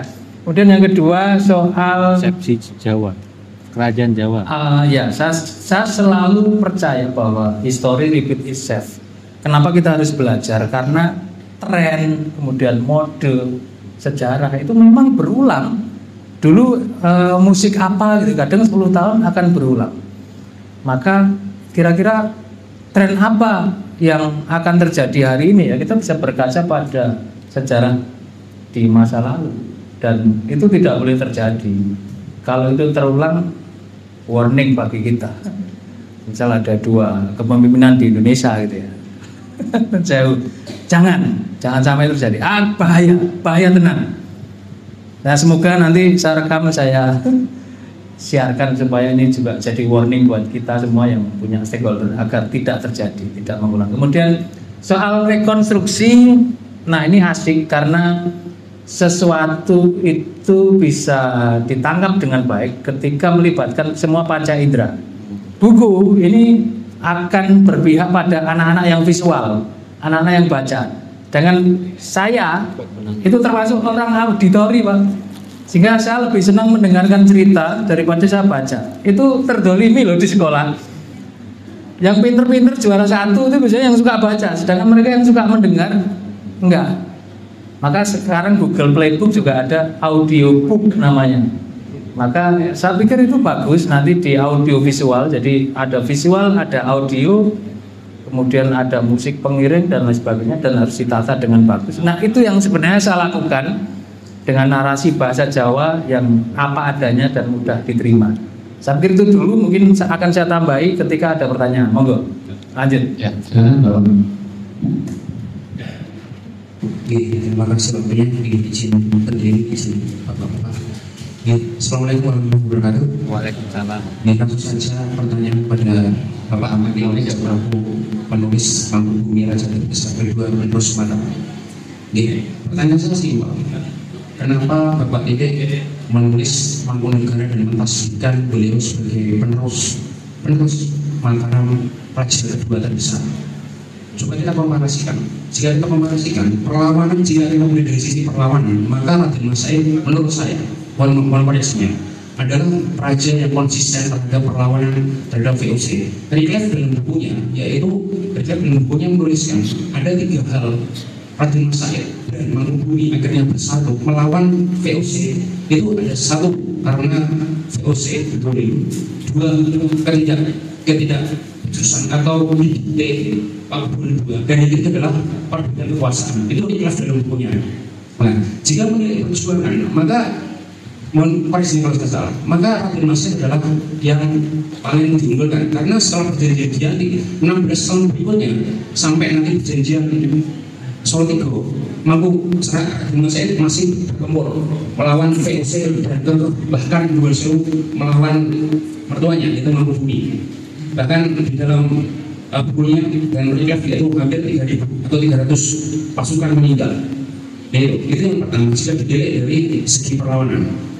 Komparasi yang berikutnya adalah kenapa Bapak ini tidak mencoba, kenapa tidak di mana di mana meskipun Mangkubumi itu pernah berkata suatu saat akan terjadi pertempuran yang besar daripada pertempuran yang kami lakukan, yaitu yang dalam oleh cincin saya. Terbukti nanti putra dari Hamengkubuwono III yaitu Pangeran Diponegoro yang melakukan perlawanan perang Jawa yang bahkan mampu merontokkan seluruh kekuatan VOC pada waktu itu. Ya, kenapa bukan itu? Jadi hanya untuk menguatkan pendapat dari Bapak Eri saja supaya untuk memenangkan saya. Dan juga sangat menarik sekali. Kenapa harus Mataram? Kami guru. Ya, saya nggak jadi Bapak Eri ngomong. Sekarang saya sering menjelaskan pada anak-anak, Mataram itu pecah karena ada politik dibikin perang. Mataram pecah sejak 13 Februari 1755 dengan ditandatanganinya Giyanti. Dan katanya, Pak, jadi nggak ada Mataram? Saya jawab tidak. Yang ada Ngayogyakarta dan Surakarta. Pertanyaannya adalah, jika menggunakan diksi Mataram, apakah tidak ambigu? Mohon penjelasannya. Mungkin hanya itu yang mungkin harus disampaikan. Mohon maaf berdasarkan kalau benar saya jadi sekali membantu. Itu salah Pak. Mohon maaf. Tapi namanya sedikit. Saya mau ngomong. Langsung aja ya. Monggo. Ini Pak Sigit. Yang terakhir saya sepakat. Kenapa pakai Mataram? Karena saya bukan Pak Lili. Saya Muhammad Arif Setianto. Saya membedah ini. Seharusnya Pak Lili hadir di sini. Jadi saya memang suruh mengkritisi itu, Mas. Saya suruh mengkritisi itu. Kalau yang terakhir saya sepakat bahwa setelah perjanjian Giyanti di video saya juga saya sebutkan bahwa Mataram Islam sudah nggak ada. Setelah perjanjian Giyanti ya, yang kita harus sepakat bahwa yang ada Ngayogyakarta Adiningrat dan Surakarta Adiningrat, dan kemudian ada Mangkunegaran, kemudian ada Pakualaman. Cuman kalau yang pertanyaan pertama tadi, kenapa tidak Raden Mas Said, kenapa tidak Pangeran Diponegoro? Karena yang kita sebut di sini adalah raja. Jadi bukan sosoknya. Sehingga kalau yang jenengan tadi protes, kenapa tidak pahlawan? Nah itu memang karena dua-duanya pahlawan, Mas. Jadi ini unik, dua-duanya ini kadang teman, kadang musuhan. Tapi Pangeran Samburnyawa atau Mangkunegaran ini ditetapkan jadi pahlawan nasional, Pangeran Mangkubumi pahlawan nasional, kemudian yang dicap pemberontak Pangeran Diponegoro malah jadi jalan di mana-mana. Pangeran nasional yang luar biasa juga. Jadi kadang pahlawan nasional ini dilihat dari beberapa kriteria. Jadi kalau pertanyaannya cocok nggak jadi pahlawan, cocok. Tapi kalau raja terbesar Mataram, penerus Mataram, jadi dia nulisnya penerus tuh Mas. Jadi masih oke lah. Jadi bukan Mataram. Penerus Mataram bener. Penerus setelah Sultan Agung ya, yang mempunyai karakter yang kuat saat itu, yang punya sedikit ambisius tapi punya rasa keadilan, punya visi yang bagus, itu Pangeran Mangkubumi. Seperti menduplikasi apa yang dilakukan oleh Sultan Agung, dan sejarah terulang kembali di era revolusi ketika Hamengkubuwono IX vis-a-vis dijejerkan dengan Pak Pakubuwono yang saat itu juga masih berusia belia. Itu seperti sejarah berulang. Jadi takdir sepertinya tidak berpihak ke Surakarta untuk menjadi seperti daerah istimewa. Sama-sama jadi daerah istimewa waktu itu, daerah istimewa Surakarta, tapi cuma setahun. Kemudian ada anti suap raja itu. Jadi itu saya perkenalkan lagi, saya Muhammad Arif Setianto. Ketemu di jalan atau lihat itu, Arif panggilan saya. Insya Allah puasa nanti saya rilis lagu Jawa. Nanti dinikmati. Selain ngajar lewat dokumenter, saya pikir perlu juga menceritakan pitutur sama sejarah itu ke lagu, kayaknya mungkin lebih enak gitu ya. Kenapa Sunan-Sunan dulu Wali Songo ada pujian, Tombo hati, lebih mengenal. Itu saya coba nanti. Matur nuwun Mas Sigit. Ya, terima kasih. Dan ketiga, yang Kasih semua nggak apa Mas? Kalau cukup. Mau waktu jam Ini jam berapa ini? setengah 12. Setengah 12. Jam 12 ya?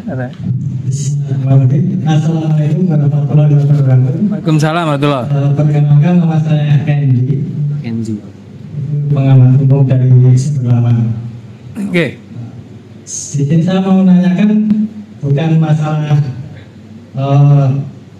silsilah atau apa, cuma saya mau menanyakan pembagian wilayah antara Kasunanan Surakarta dengan Pulau Mangkunegaran. Ya. Apakah pada zaman dahulu masih sama sampai sekarang atau ada perubahan? Ada. Kali kan ada yang wilayah seperti Karanganyar ada di timur, ada yang di barat. Itu kok bisa begitu? Itu sebabnya apa gitu? Oke. Dan yang terima kasih. Assalamualaikum warahmatullahi wabarakatuh. Waalaikumsalam. Siapa? Mas Endi. Mas Edi. Endi.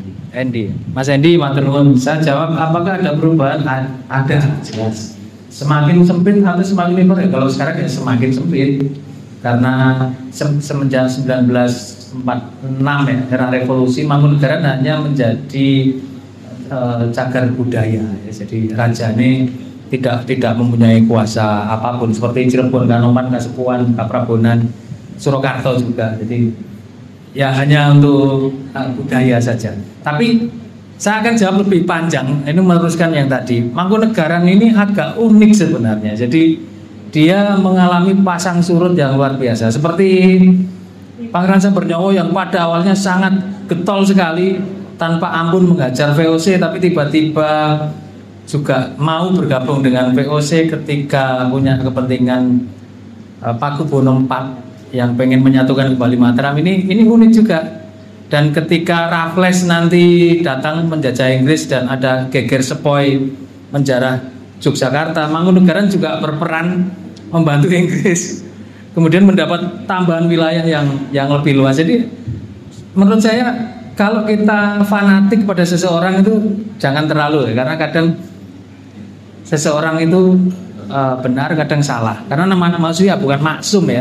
Jadi seperti kita melihat seorang pemimpin, saya selalu ngomong ke anak saya bahwa presiden ini dia tidak mungkin sepenuhnya 100% jelek dan juga tidak mungkin 100% baik.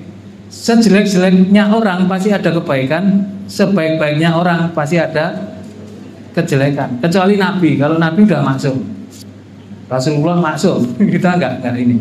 Bahkan seorang habaib, syekh atau kiai, gus, siapapun, ya jangan terlalu seperti itu. Ini kita bisa belajar dari sejarah bahwa Pangeran Mangkubumi pun juga sama.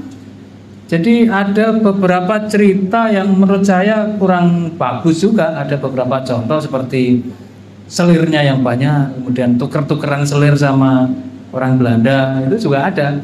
Kemudian mengadu bagi orang sekarang itu nggak pantas, tapi mungkin dulu biasa ya, tahanan dengan macan gitu. Jadi mengeksekusi orang yang mau dihukum mati itu tidak langsung ditekek atau dipancung, tapi diadu dengan macan. Ini pelan-pelan matinya. Tapi kalau nanti tahanan menang tetap dihukum mati. Itu juga ada yang itu menjadi salah satu sebab juga punahnya macan Jawa. Itu juga dari Mangkunegaran. Nanti dia putranya itu namanya Raden Mas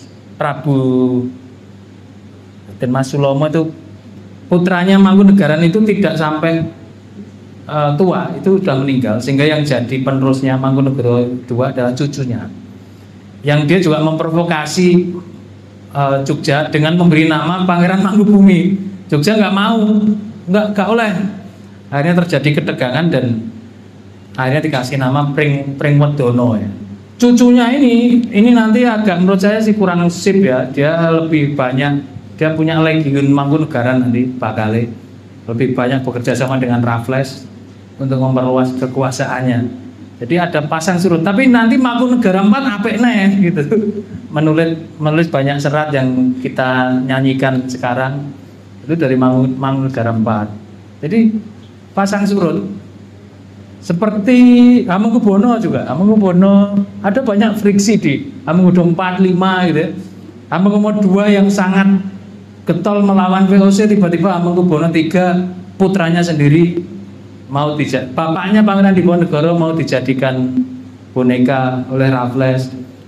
Pangeran Diponegoro ditarik ke Tegalrejo. Jadi ada, makanya saya bilang sejarah masa lalu ini nek dibikin film Netflix gitu ya, itu serial itu apik itu, plot twistnya banyak, kaget, ujung-ujung konconan, ujung perang gitu, bagus. Cuman ya tentunya mungkin nggak berani sutradaranya.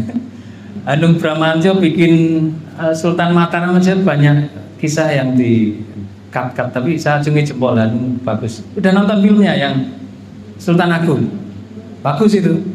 Nontonnya Netflix ya, jangan lewat Telegram, haram. Cari yang halal, 21 haram. Lanjut. Ya. Untuk yang segmen kedua ini saya bukan 2 pertanyaan aja. Wah, gitu. Gimana dulu nih? Banyak sekali. Tidak harus tanya, sanggan. Ya, enggak boleh. Coba dari situ ya, tadi kan dari sini, dari bukti besar. Diterangkan namanya itu. Terima kasih. Assalamualaikum warahmatullahi wabarakatuh. Waalaikumsalam. Perkenalkan, nama saya Nani Zubaidah. Saya mengajar di SMA Negeri 1 Gondang. Di sini mungkin bukan berarti saya bertanya, tapi mungkin sepengetahuan saya, tapi mohon diluruskan. Tadi diceritakan ada teatrikal mengenai ketemunya antara Kiai Srenggi dengan Mangkubumi, dan di situ memberikan minuman yang bernama legen ya, menyerahkan legen sehingga menjadi kota Sragen gitu. Terus selanjutnya perjalanan itu berlanjut ke wilayah utara karena memang di wilayah Karangnongko itu kan memang dikuasai oleh ada pengawasan VOC gitu. Terus selanjutnya ke wilayah utara, ya disitulah ketemu dengan Kiai Srenggi. Terus maka perjalanan Mangkubumi berlanjut ke wilayah timur yang terkenal dengan Raden Pandanaran gitu. Nah di situ mungkin ada sebuah yoni di wilayah Bandaran, desa Bandaran saat ini setinggi 145 cm dan itu peninggalannya masih ada. Nah, selain itu karena Mangkubumi itu ingin mendirikan keraton sementara yang maka didirikannya bukan di wilayah Bandaran tetapi di wilayah Jenar, tepatnya di Dukuh Tawang di desa Kandang Sapi, Kecamatan Jenar. Dan kalau orang Jenar menyebutnya mungkin Dukuh Tawang Gantungan. Itu yang mertua saya pernah cerita ke saya seperti itu, dan saya pernah ke sana. Ternyata di sana juga petilasannya bukan berbentuk keraton. Kalau dulu mungkin apakah ada keraton apa tidak, tetapi memang ada batu-batu besar di sana yang sekarang masih ada juga, dan itu disingkirkan oleh para petani yang seluas sekitar 5 hektar di sana. Sekarang menjadi tanah pertanian dan masih juga diketemukan batu-batu itu. Jadi batu itu berbentuk batu besar ya yang berwarna merah.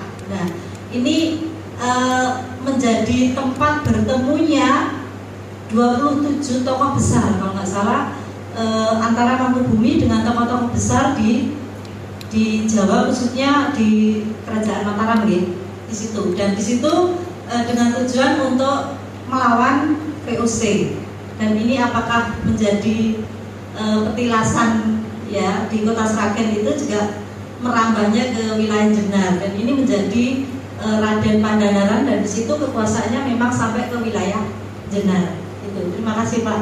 Mohon mungkin ada penjelasan yang lebih lengkap lagi. Terima kasih. Assalamualaikum warahmatullahi wabarakatuh. Waalaikumsalam. Ya. Masuk ya? Langsung. Oke. Bu siapa? Bu Nani. Oke, Bu Nani. Terkait dengan tinggalan arkeologis ya, temuan-temuan arkeologis. Kalau tadi Ibu sebut Yoni, tapi itu lingga yang mungkin dimaksud ya. Kalau Cungul itu lingga, kalau Yoni yang cewek. Lingga. Kalau lingga itu saya pikir mungkin lebih tua daripada Mataram. Itu saya pikir mungkin bisa Medang Mataram kuno atau mungkin Majapahit. Jadi tapi memang ciri khas pemimpin-pemimpin Jawa, raja-raja Jawa itu napak tilas. Jadi dia itu napak tempat-tempat yang dulu pernah jaya. Contohnya Sunan Prawoto yang penerus Demak itu, yang kemudian situ. Itu dia meneruskan Kalingga, yang kita sebut Kalingga, tapi sebenarnya Holing ya kalau di Prawoto itu. Tempatnya sama persis di situ. Kemudian kenapa Sragen? Itu karena berulang juga. Bahkan penemuan manusia purba itu kan juga di Sragen. Artinya orang-orang zaman dulu itu melihat bahwa nek ning titik iki itu persis pesan ibuku. Nek kowe pengen buka toko, ojo nyewa atau beli toko sing maune bangkrut. Usahamu luwih angel timbang kowe nyewa toko sing wis laris. Nah, itu dipakai orang Jawa sampai sekarang dalam buka toko. Tapi mungkin lupa ya, itu raja-raja Jawa sama juga. Nek kowe pengen jaya, mengulang kejayaan kerajaan itu, pakailah yang dulu pernah jaya gitu. Sehingga lingga itu saya pikir mungkin lama, tapi hanya kemudian dipakai kembali untuk itu. Soal tepat tidaknya ya saya pikir itu udah wilayah arkeologis ya, dan nanti mungkin dibuktikan dengan serat dan babat. Saya pikir itu.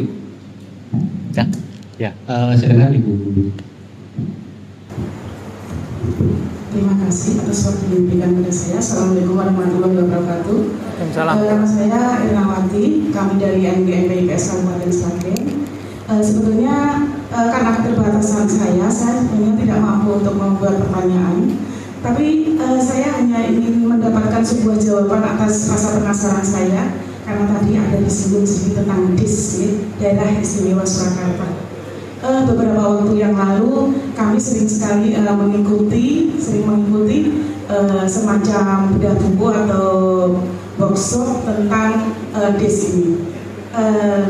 Yang kami tangkap ada upaya-upaya untuk bisa mengembalikan status DIS ini kembali di masa yang akan datang. Tapi sampai kegiatan itu sudah kami ikuti hampir 10 tahun yang lalu. Tapi sampai sekarang belum ada perkembangan yang bisa kami lihat. Hanya saja kalau kami baca di medsos akhir-akhir ini ada wacana untuk pemekaran daerah wilayah Jawa Tengah. Saya pikir apakah ini terkait dengan proses pengembalian status di situ atau bagaimana, barangkali bisa diberi pencerahannya. Terima kasih. Sekian, wassalamualaikum warahmatullahi wabarakatuh. Langsung Oke. Terkait di situ multidimensional Bu ya, daerah istimewa Surakarta. Jadi sangat kental wilayah unsur politik kalau itu. Bahkan pemekaran wilayah Jawa Tengah pun itu dihembuskan terus, ini out of context sebenarnya ya, sorry, tapi nggak apa asik bahas itu. Dihembuskan terus di medsos itu karena ada kepentingan memang untuk tapi nggak ada sebenarnya wacana itu. Hanya orang yang pengen nganak-anak aja. Karena ongkos politiknya lebih murah, saya bisa nyalon gubernur nanti Muria Raya. Gitu. Karena kalau dari modal Jawa Tengah kan lebih mahal gitu. Jadi saya pikir ya ada plus minusnya kalau itu dilakukan lagi. Kalau Jogja kan memang ada historisnya ya, dan memang ya takdirnya memang sudah seperti itu. Tapi kalau era ini kemudian akan dibangkitkan lagi, saya pikir nanti ada Kaspuan, Kacirebonan, kemudian ada Banten, ada Kutai Kartanegara, ya agak runyam, sehingga ya monggo. Tapi itu di luar kewenangan saya. Yang jelas saya bisa nyalon gubernur dengan lebih murah. Monggo. Ada lagi tadi? Assalamualaikum warahmatullahi wabarakatuh. Waalaikumsalam warahmatullahi. Perkenalkan, saya Rehan Zaki Permana Wibowo, siswa SMA Negeri 1 Sragen. Saya punya 2 pertanyaan untuk Pak Arif. Yang pertama, dari pernikahan Raden Mas Said dengan Raden Inten, apakah dari pasangan tersebut memiliki keturunan, dan kalau punya bisa disebutkan siapa yang ya. Lalu yang kedua, tadi sempat disinggung kalau benda metode untuk pelestarian itu kebanyakan sekarang tersentralisir di buku. Saya punya pertanyaan, kira-kira upaya apa yang bisa diterapkan saat ini agar anak-anak muda yang mempunyai minat literasi rendah itu bisa lebih mengenal, mengetahui, dan syukur-syukur melestarikan tinggalan sejarah yang ada di daerahnya. Terima kasih. Mas siapa? Mas Rehan. Mas Rehan. Jos Mas Rehan ini generasi muda yang kritis seanakku padahal.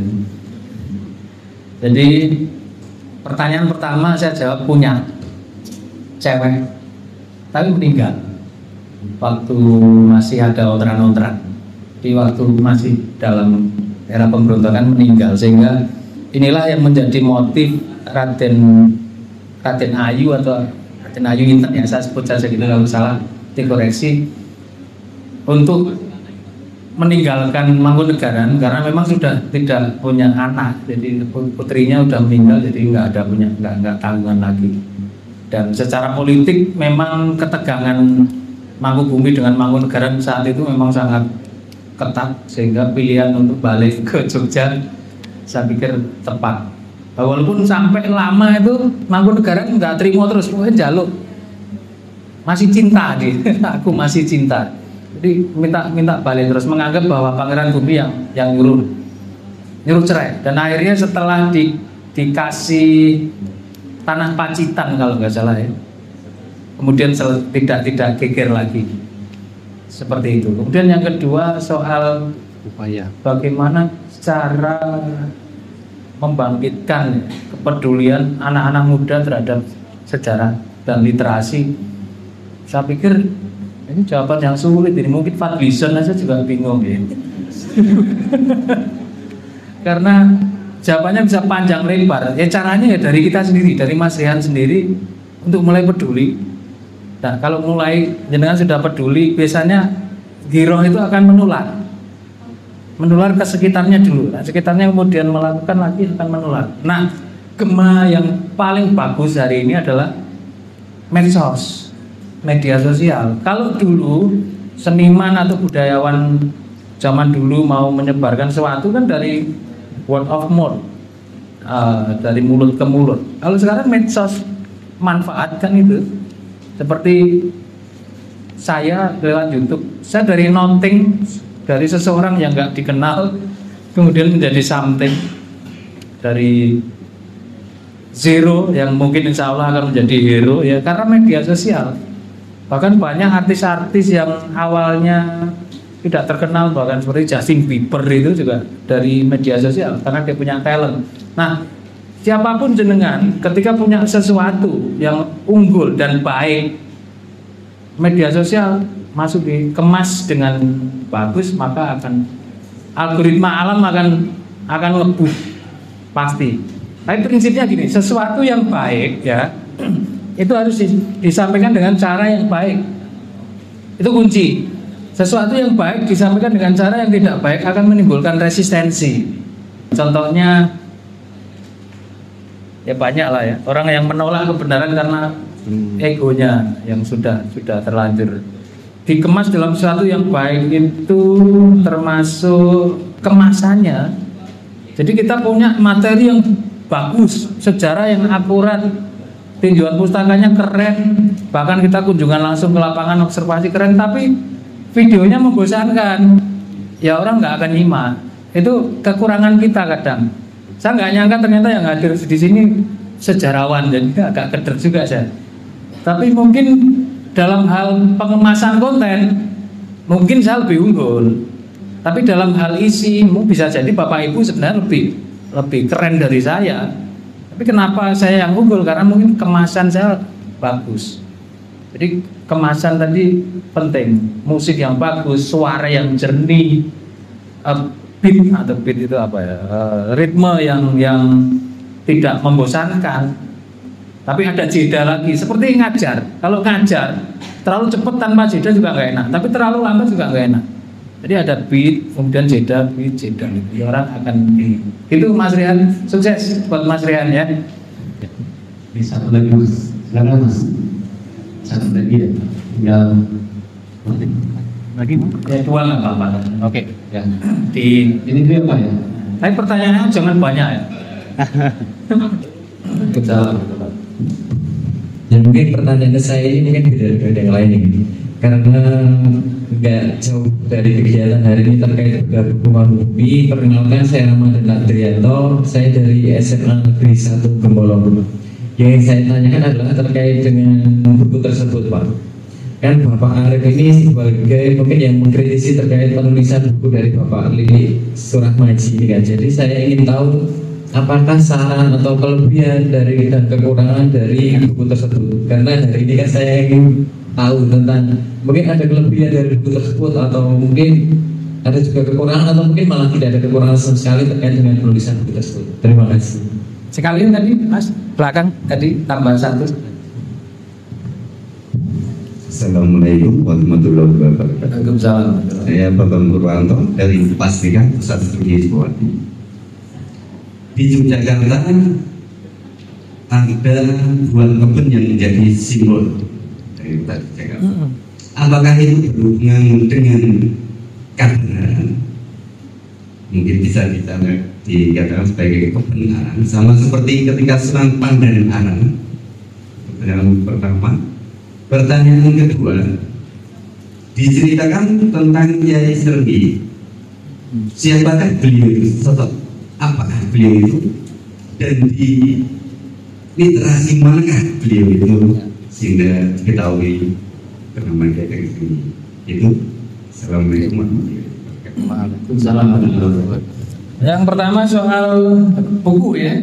Jadi kerjanya ini detail, termasuk memasukkan unsur emosional dan kondisi psikologis saat pertemuan itu dibahas di situ.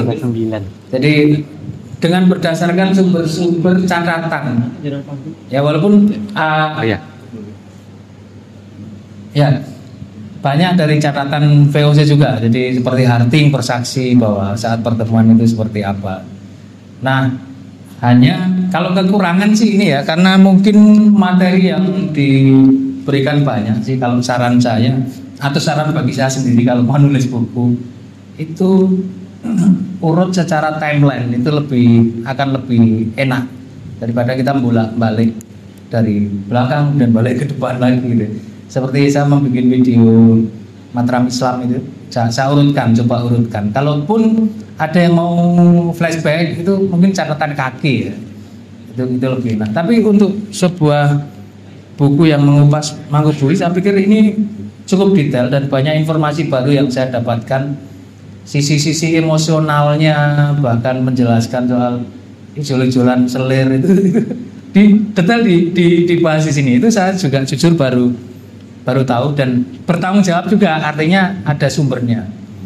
Sehingga nanti tergantung pembaca berkesimpulan seperti apa. Jadi menyerahkan hasil akhirnya kepada pembaca. Saya pikir kita juga harus objektif ya, karena buku apapun itu mesti ada subjektivitas dari penulis. Bahkan History of Java yang ditulis Thomas Raffles itu juga masih dari sudut pandang Raffles. Dia mengklaim bahwa dia orang yang paling tahu soal Jawa. Saya kira itu. Kemudian yang kedua, keben, apakah ada kaitannya dengan kebenaran? Mungkin. Jadi saya nggak bisa jawab ya atau tidak. Mungkin. Karena dari sisi toponimi mungkin ya. Dan di sebelah desa saya di Pati itu juga ada namanya Desa Keben, dan ada pohon keben juga di sana. Tapi memang era Jawa, terutama Mataram Islam itu penuh dengan simbolisme. Makanya ada satu bab di sini yang membahas Keraton Jogja berbalik Hindu ya, Hindu Jawa. Tapi sebenarnya itu sinkretisme Hindu Jawa Islam, simbolisme seperti sawo kecek, kemudian salah. Bahkan ketika kita ke masjid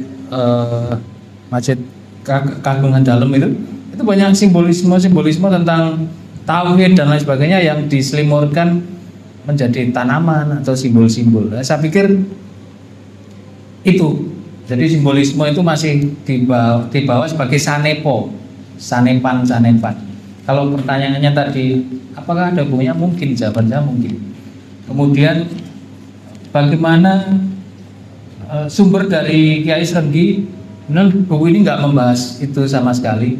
Jadi saya tidak bisa menjawab dari buku ini. Dan kebetulan saya juga belum punya literatur soal itu. Terima kasih. Ya, terima kasih. Perlu ditepuk tangan yang mulia buat pembicara ini.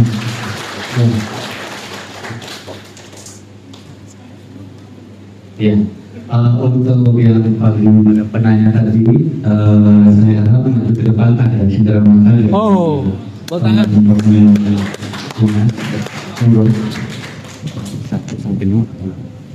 Yang pertama kan berarti ya. Saya akan kepada pembicara dan kepada Kepala Dinas Hakim dan Perpustakaan Daerah, mohon untuk mohon dibaca urutan 1, 2, 3, 4, 5. Yang pertama itu Bapak Toto dari SMP Negeri 2 Masakan, kemudian ada Bapak Sigi, kemudian ada Pak Endi, 3 Endi, kemudian ada Ibu Nani, 4, kemudian ada Bu Herna, kemudian ada Mas Rehan, terus ada Mas Ramadan, sama Bapak Ramadan.